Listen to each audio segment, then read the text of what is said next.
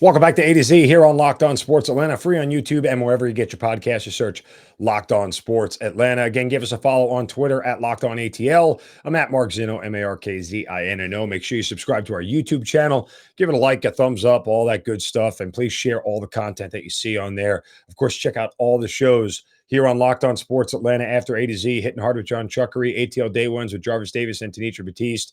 Don't forget about our Braves postcast after every Braves game, as well as Locked On Falcons and Locked On Hawks. Great crew here. We appreciate all the love and support that you guys have been giving us since we kicked off here back in the beginning of April. It's been a ton of fun. All right. Speaking of kicking off, Falcons mandatory minicamp will start tomorrow. I will be out at Flowery Branch tomorrow and on Wednesday. So we will get the 2 days of media availability as they have the 3-day camp here.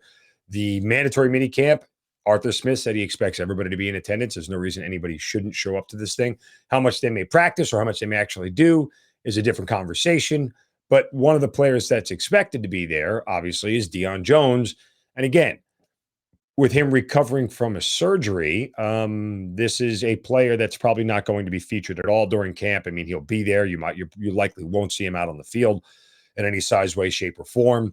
And the question is, we talk so much leading up to June 1st about when Deion Jones would be released, let go, cut, whatever it may be, traded. And we're now sitting here on June 13th, and Deion Jones still on the roster. And part of that is simply that the Falcons have no real rush to cut him at this point. Them cutting him now, doing it on June 2nd, doing it on June 13th, or doing it on August 1st, nets the same result for them. Dead cap money, player gone, no compensation in return. So there's no reason for them to rush to get rid of him.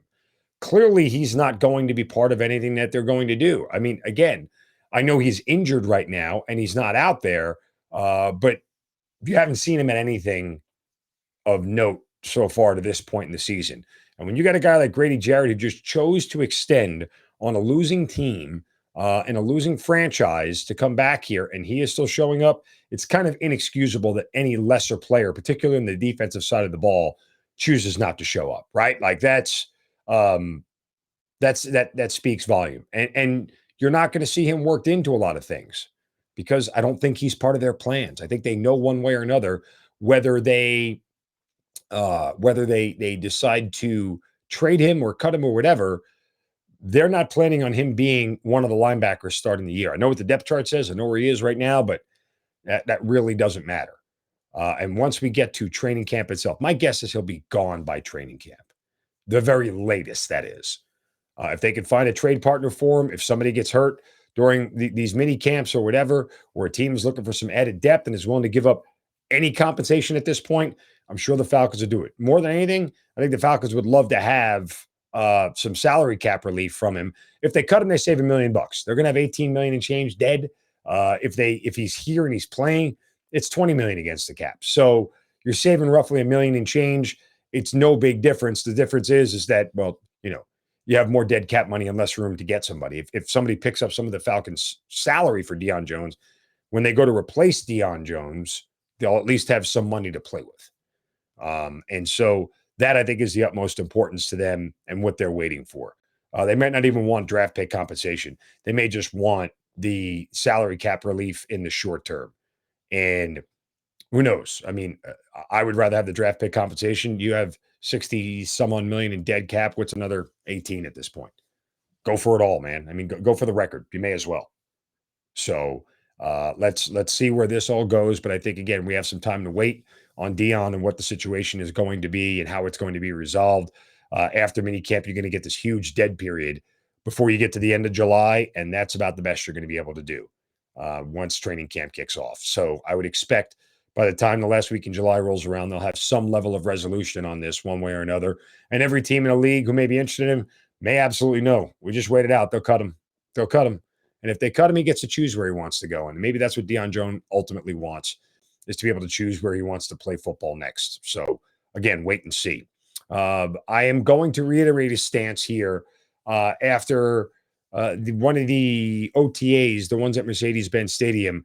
Arthur Smith said something to my good friend Michael Rothstein of ESPN.com, who covers the Falcons.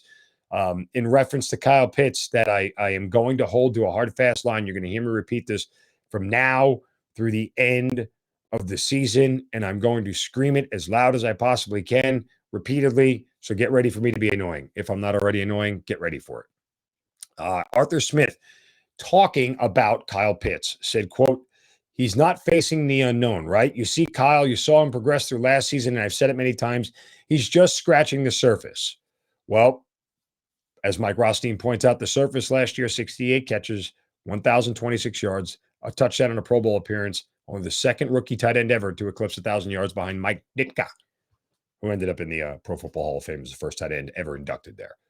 Now, I'm not supposing that Kyle Pitts is going to be inducted to the Hall of Fame. What I am supposing is what I've said all offseason long. I will not give Kyle Pitts a pass, and I will not give Arthur Smith a pass for him not exceeding 120 targets this year. It's inexcusable. If he's just scratched the surface, it is on the head coach to dig deeper in those scratches, get below the surface, and find out really how good Kyle Pitts can be. If you don't do it, it's poor coaching. It's derelict. It is wanton, coaching and reckless. There's no other way to describe it. And the fact that Arthur Smith is willing to publicly say this, that he's just scratched the surface, guess what, coach? It's on you to make sure you keep scratching. That's ultimately what this all boils down to. There's no way around it. None. So I'm not giving him a pass, and you shouldn't either. Now, I understand there may be a game out there where he only gets 2 targets, and that's fine. It's going to happen. But from an average standpoint, over the year, this guy better be a guy who's getting 8 to 9 targets a game. That's where the numbers need to be. 8 to 9 targets per game. I understand games ebb and flow, and not everything is the same, and that's okay. I will be very angry after those games, and I'll look at it and go, see, they didn't throw the ball enough. So I didn't get any points. Didn't get the ball to Pitts enough. Again, that's a blanket statement, but still, you get the point where I'm going with all this. Kyle Pitts has got to get the ball routinely. If he is the best player on this offense, and he was drafted 4th overall for that reason, and Arthur Smith is building an offense around a tight end, which is something nobody ever does, then you got to force the ball into his hands. You don't have a choice. That's what the future of this offense is. You've acknowledged it. You've said it out loud. You told us that. Now you got to execute it. All right, coming up next, a very curious response from the PGA commissioner on the latest with the Live Tour and everything that's gone on. You'll hear some of his comments, and, well, get ready to go to war, golf fans. It's coming up. That's next right here on A to Z on Locked On Sports Atlanta, free on YouTube. And wherever you get your podcast, you search Locked On Sports Atlanta.